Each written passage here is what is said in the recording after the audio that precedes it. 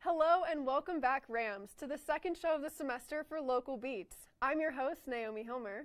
And I'm your host, Catey Nelson. We've got a very exciting show for you tonight, including a St. Patrick's Day-inspired Beats on the Street. And we'll take an inside look at how musicians Zoe Berman and Brian David Collins got their footing in the local music scene. Kicking off with our first story tonight, we'll talk about one of our first live shows we've seen in almost a year. You may not think of a battle as a compilation of musical performances, but the Battle of the Bands certainly changed our minds.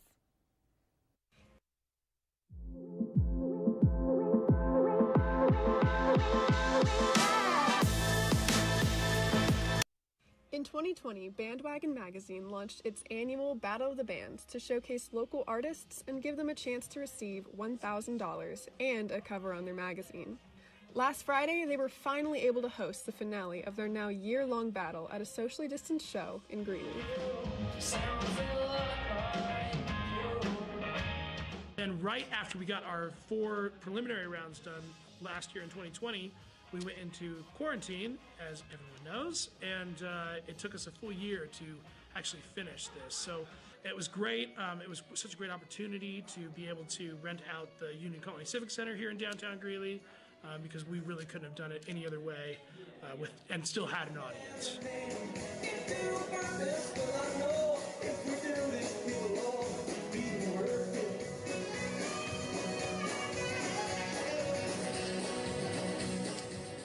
Well, I think music is, medicine for the soul, for sure. So I think that, we saw it with a lot of live performances and live streamed events that you saw during the shutdown, during the pandemic, but it's really important, I think, that we all get back together, because that's really what music is about. It's about being together and experiencing, especially live music, I should say. So I'm really just glad that we were all able to get back together, because you could see so many streaming shows and you could see your favorite band on a screen, but there's nothing like actually being there in the room. And so I'm so glad that we got to be able to do that again here in this new year. I think it's going to be a good year.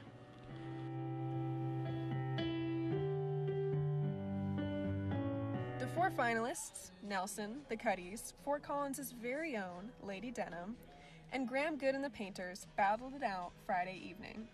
After the show, we were able to sit down with the Battle of the Band champions. This is Graham Good and the Painters. Yeah, but there's also specific significance with March 12th, because this was the date, the last day Joey and I went and saw a concert at the Aggie. Oh, really? And it was on this day, like after this night last year, that everything shut down.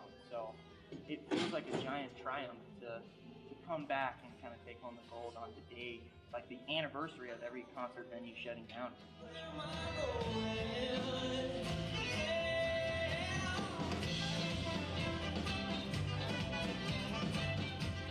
Yeah, there's an energy that's missing when people are just kind of crowded together and going crazy, but we kind of just take it upon ourselves to bring that energy on stage, and if we can transfer it out to the audience, then I think there's not a whole lot lost in the live music.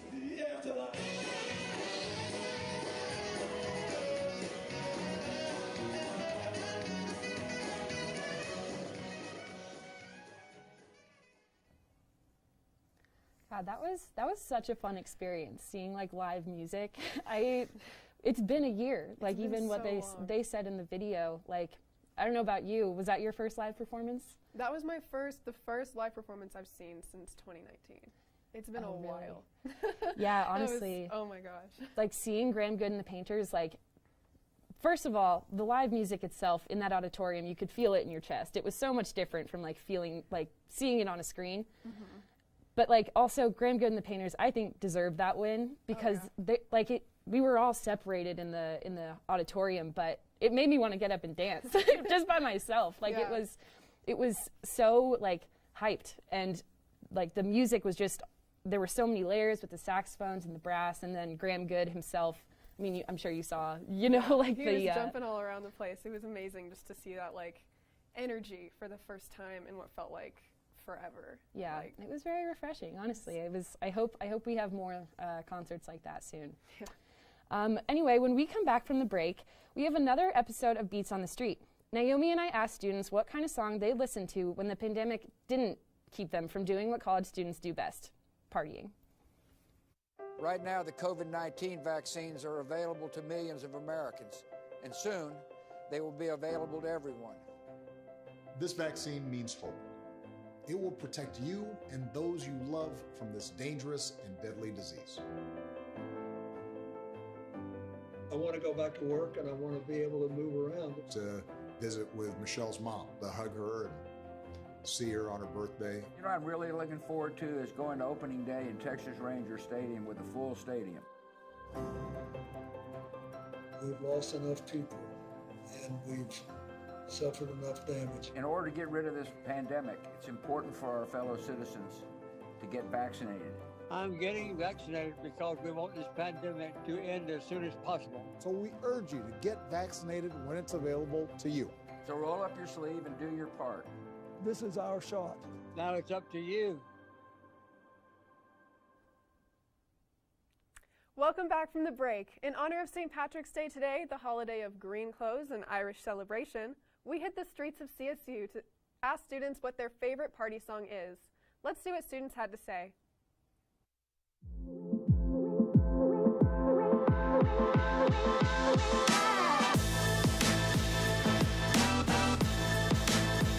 What is up, Rams? This month on Beats on the Street, In honor of St. Patrick's Day, we want to know, what's your favorite party song? in honors of St. Patrick's Day, we were just wondering what your favorite party song is. My favorite party song would have to be Doses and Mimosas. Okay, why is that? I think it's just a classic, and every time it comes on, I think everybody just like kind of changes their energy, and I don't know, it's a lot of fun. What is your favorite party song? Don't Stop the Music by Rihanna. A classic. Nice. What about you? Girls in the Hood by Megan Thee Stallion. Nice. What's your favorite party song? My favorite party song is Red Solo Cup by Toby Keith. It's Okay. a more American song, Yeah, it's a good country one for that. and there's not a better receptacle to drink out of than a Red Solo Cup. You want to know, what is your favorite party song? It is Sweatpants by Childish Gambino. That is a lovely song. It's very lit. Okay, so why is that your favorite song? I know all the words, so. You do? Yeah. All right, I'm not gonna make you. You're not gonna make you sing for us, but I'm tempted. It's a good one though. I recommend it. What's your favorite party song? Let's go Still Tippin', Mike Jones. Also like, trap songs. Yes. And so, I don't know, like Juice WRLD and Juice WRLD. something like that. Do you have a favorite song from Juice WRLD? Wishing Well. Nice. So in honor of St. Patrick's Day, we've been asking people what their favorite party song is. Amanda, what's yours? Kiss Me Through the Phone, the oldie, don't know who it's by. Yeah. Great tune. What is your favorite party song? Definitely Party in the USA by Miley Cyrus. I'm thinking Yes by LMFAO. Oh, beautiful. Beautiful. Wonderful choices. Thank you so much, guys. In honor of St. Patrick's Day, we want to know, what is your favorite party song? I like the Rockstar one that the girls sing that's like, I want to get in a fight. I like that one. Oh, by Pink? What is that called? So What? That is a great song. Yep. Why is that your favorite song? Feels like every time somebody plays that song, somebody gets in trouble. And it's a good time. All Night Longer for sure. Yeah? Why? I don't know. I think just like I've been having it since high school, so it's just nostalgic now. Yeah. And what about you? I mean, I'd have to agree. It's a classic. My favorite party song, hands down, is Rock Lobster by the B-52s. Alrighty, I get that. That's a good one. Why is that one your favorite? Every time you turn it on, you can't help but dance. It hits the hardest. What is your favorite party song? Blinding Lights, Who's it by? Starboy. Starboy. The Weeknd. Oh, The Weeknd. Yes. Nice. Okay, so why is that your favorite song? I don't know. It has a good music to it. Party in the USA by Miley Cyrus. That's a classic. That's a good one. Why is that one your favorite? I don't know. I think everyone just always starts dancing to it, so you can't go wrong with it. So what is your favorite party song, Kaylee? My favorite party song is Run It by Chris Brown. Why? I just feel like it has such a good beat to it. It always brings up, like, anywhere I'm at and it's playing. It's just the life of it. Heck yeah. I think my favorite party song has to be Safarea by Bad Bunny. Okay, and why is that? I don't know, some of the language is like just always gets me hyped and going. Yeah. It's just like there's like this part like that just like really gets to me. Yeah. I don't know why, but it's like it's like aquí llegó tu tiburón. It's like here came your shark, and it's just so like I don't know, that just like because it stops and then it goes. So that has to be my favorite party song. So in honor of St. Patrick's Day, what is your favorite party song? It's not like a party song, but it's one I love and I kind of enjoy, and like we play often when I'm around some people. It's Ukrainian song called Osin, which is fall, by Kianelze, and this Cool. is a part of it.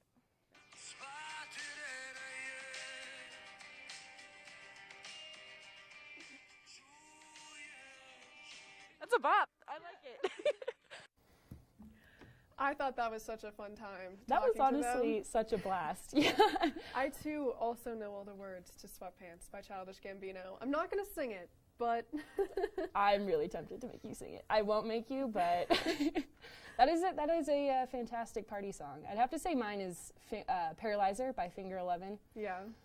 Listened to that earlier today and it did not fail to get me hyped up. This really pumps you up before anything. It really does. Honestly, I know we haven't partied in a while, but just thinking about party songs kind of makes me have a, want to party by my lonesome anyway. It's definitely nostalgic. Have a COVID-safe party, but, like, still get lit. Yes. All right, Rams, don't go away just yet, because after the break, we'll get a sneak peek of the story of Zoe Berman, a rising artist who started her music career here in Fort Collins. You won't want to miss it. We'll be right back. It takes less than 1 minute to find out if you may have prediabetes. You can do it here. But you probably won't.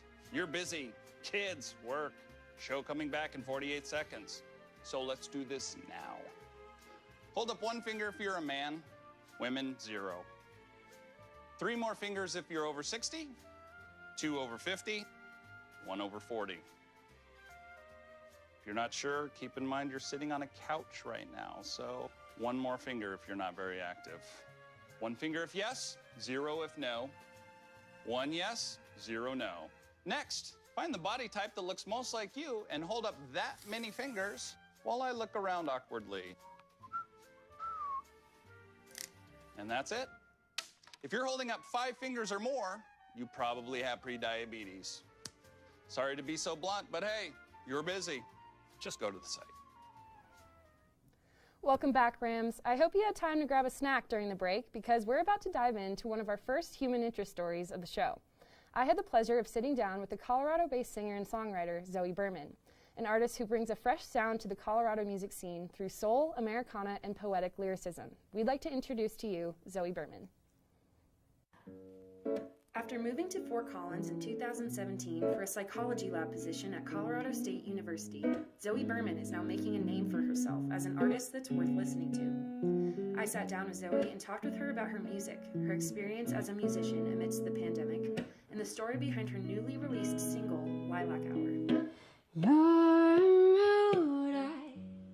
My name is Zoe Berman. I'm 25 years old, and I'm from Simsbury, Connecticut. And I live in Denver, Colorado. I think when I moved out to Colorado in 2017, after graduating from college, I sort of hit the ground running with playing more and more gigs. And I spent a year essentially doing music full-time with a few odd jobs in between. A lot of my music is very autobiographical or is sort of stories borrowed from friends or loved ones. And so it's kind of this culmination of things that have taken place in my own life. We stay in the stillness. So let's fast forward. So I feel like I'm still in a fairly exploratory process with recording. I'm finishing up a 7-song EP that I'll be putting out in 2021, and so I feel like I'm still sort of discovering that, as my influences change, as different music that I listen to changes and influences what I'm writing these days. So I feel like I'm still sort of sorting out what my actual sound is, but I would say it's sort of a confluence of Americana and soul music largely, and then there are sort of deviations along the way in different songs.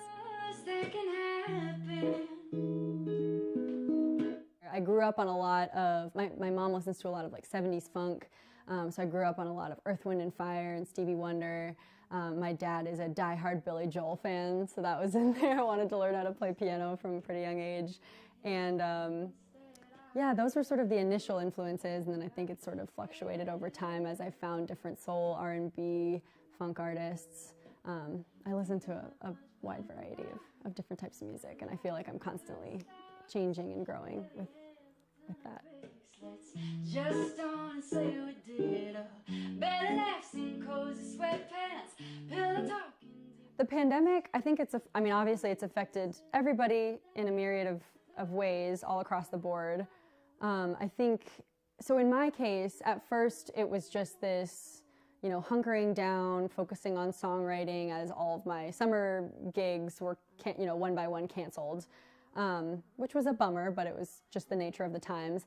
And then reality, I sort of had this reality check where both my grandparents got COVID, and my grandmother actually passed away from it.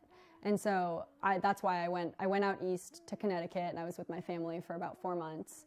It was just it just put everything into perspective, and it was just a really regenerative time to just recoup and think about what was important. And then, when I came back to Denver in August, I was definitely eager to get out and play some live music and connect with people. I can appreciate the magic of live music even more so after all this, and I'm eager to get back into it. But I'd also sort of put things in perspective and reminded me that there are other avenues, and music is still this wonderful, I'm lucky to have music as a tool and as an outlet, regardless of whether I'm able to do that in a social way. Lilac Hour is out now, and it is one of 7 songs that will be part of an EP called Freezing Heat to be out in 2021.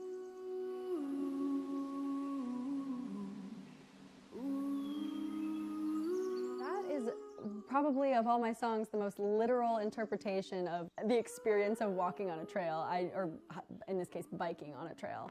I was over by Reservoir Ridge in Fort Collins, and it was just this stunning, really delicious purple sunset. And I was just thinking about how ephemeral and how brief this time of day is, where it sort of fades out of golden hour right before it gets dark. There's like 3 minutes or so in there, and it's so still and so quiet, and everybody seems to be dwindling on trails. They're kind of indoors, making dinner, winding down for the day.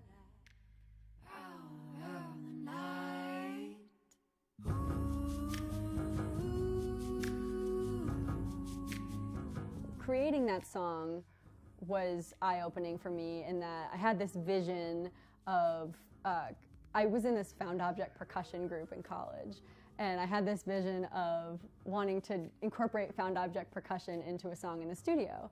And that song, because I wrote it a cappella on a bike ride, it left me with a really blank canvas for instrumentation and accompaniment that could go into it. And I was shaking sugar packets for percussion and just like swooping alongside the side of a lampshade and drumming on a garage door. And like the plucking sound that sort of constitutes the backbone of that song is me plucking the string inside a grand piano. I had like lighter sounds. They let me get dangerously close to a microphone with a lighter.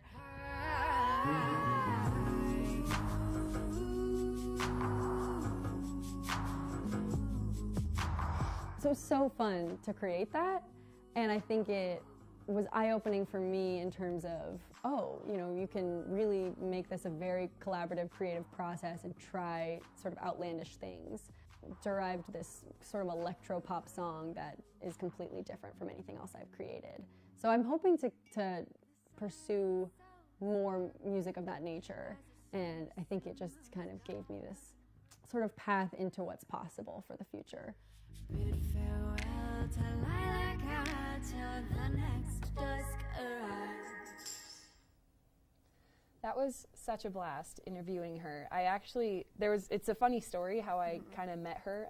I don't know if you know about So Far Sounds. They're like this little company that hosts really intimate gatherings, but like with local artists that come and play. Oh, cool. And they're all around the country and even like in other areas. But when I was up in Seattle about 2 years ago, she played and she said she was from Fort Collins. And I was like, what are the odds?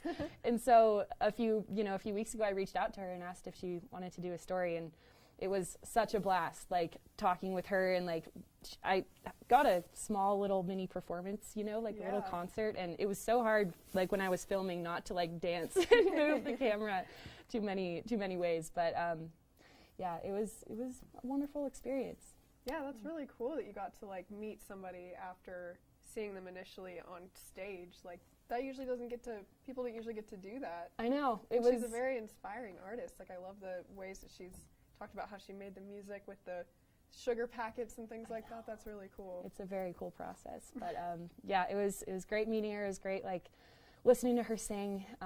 So thank you, Zoe, for having me, and I wish you good luck in your future endeavors. Coming up, we have an inside feature with CSU alumni Brian David Collins, a musician with an inspiring story about how he's making his way throughout the Midwest music scene. We'll see you after the break. Don't go away. There are 16 million children struggling with hunger in America.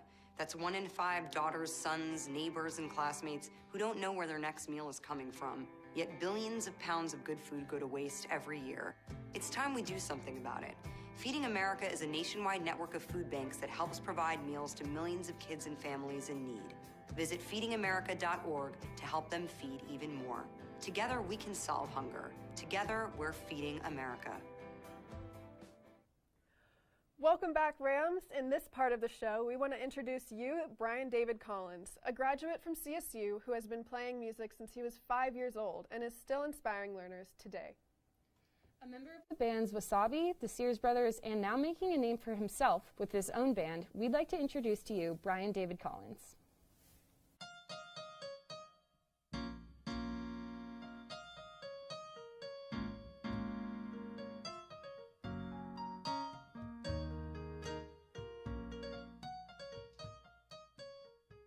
My name is Brian David Collins. I am a musician, a longtime musician. When I was 6 weeks old, the first thing my father did when he found out I was completely blind was buy a piano. I started using that piano when I was about 5 years old, and I'm 41 now, so if people ask, I tell them I've been playing for about 35 years.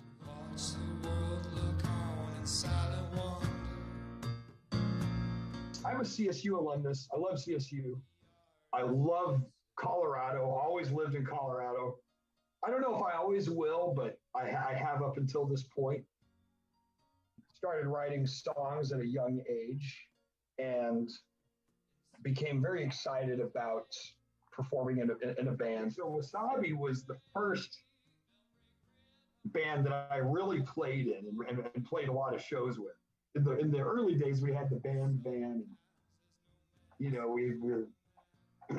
we were surviving on almond butter and bread, and, you know, just driving up to Montana or Michigan City or wherever we were going. It was a great learning experience for about, it lasted about 10 years.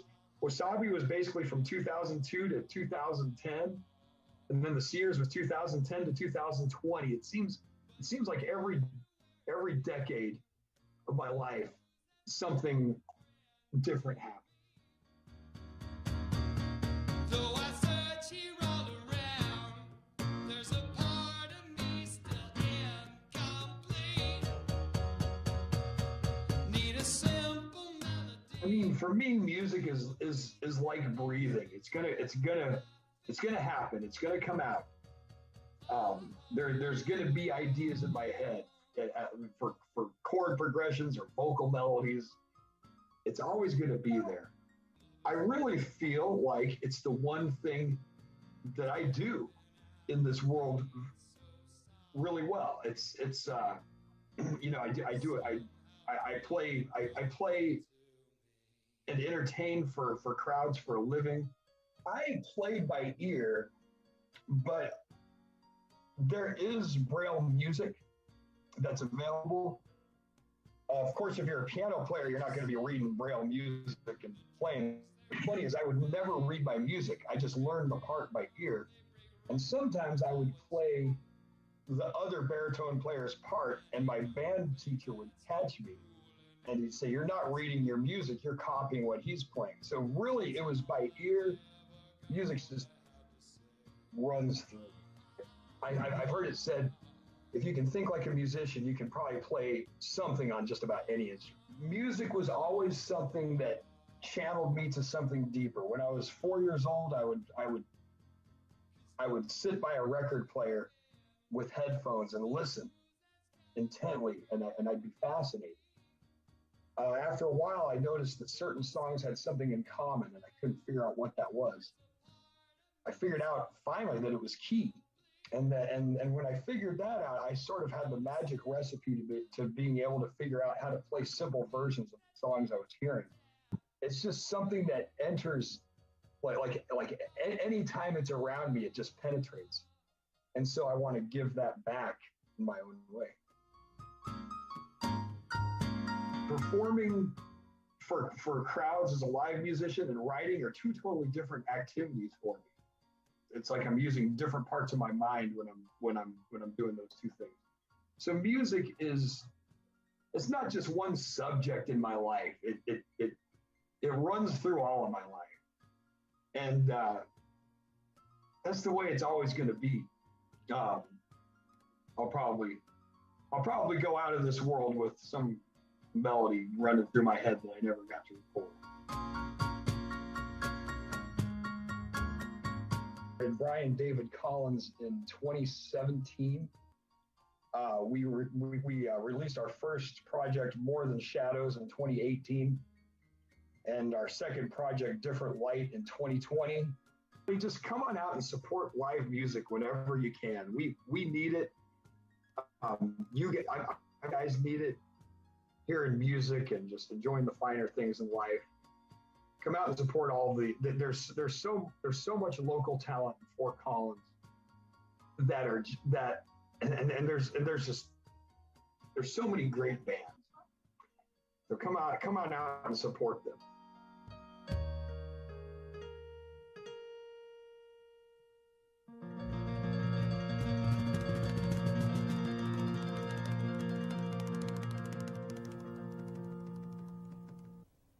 It was so fun sitting down with Brian and like talking to him about his entire journey through like starting music when he was 5 years old all the way up to he's 41 now. Like he loves music, and you can so tell from the way he talks about it. The Sears Brothers he mentioned, I found Brian David Collins because in the Sears Brothers is also a professor here at CSU named Sean Waters. Oh, hey. So yeah, it was kind of a fun coincidence to meet him world. like that. Yeah. Yeah. I loved that quote that he had said about how music is like breathing and it's bound to come out. Yeah. I just thought that was super inspirational. Yeah, being on the other side of that Zoom, it was like, oh my gosh. It was beautiful. Well, Rams, unfortunately, that's all the time we have left for you tonight. If you like to listen to any of the songs featured in tonight's episode, we made a Spotify playlist that will be accessible through the link in the YouTube description. Thank you for tuning in. I'm Naomi Hillmer. And I'm Catey Nelson. We want to give a big thank you to everyone who helped make this show come together, including all the wonderful musicians featured in tonight's episode. We appreciate everything that local music does for our community and support the people that are working to make sure that community stays alive. Be sure to tune in tomorrow night for your nightly news with Kenneth Frederick and Weston Hubbard. Have a great evening, Rams.